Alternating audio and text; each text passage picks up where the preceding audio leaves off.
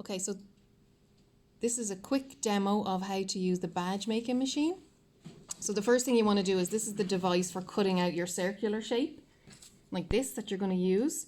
So if you already have your design printed, so our badge machine, the dimensions here is 38 millimeters. Okay, so make sure your design is no bigger than that.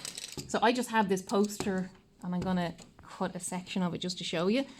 Put a good bit of pressure here and press down here, and you'll see the blade will cut a circular shape. Now this kind of thing sometimes happens a little bit, that'll work fine.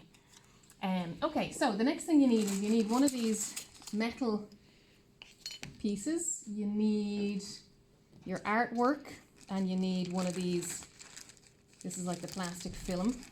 Oops, so just one to go over. Okay, now the machine, if you look closely, it has two sides. One side is shallow and one side is kind of deep. So your artwork goes on this shallow side, okay? So you start with the metal part and you'll see it fits in there nicely. Then your artwork, that goes in. Doesn't matter if it doesn't fit perfectly, it should kind of just sit like that. And then your plastic, oh, two, okay, we need just one, put that in on top, okay? Next thing you need is this ring, okay? And it flips like that, but you want this flatter side on the top. Put it in like that. And then you need this bit, okay? Now this bit, you want it kind of like with this piece, like almost like a little top hat, okay? And then you sit that on there, okay? So the next thing, actually before we move on, I'm gonna get the next part, which is this badge part, okay?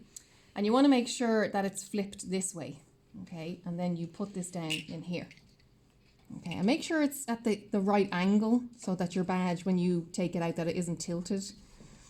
So then you turn this here, and you take this lever and put a good bit of effort.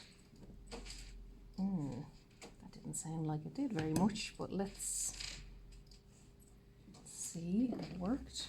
Okay, it did work.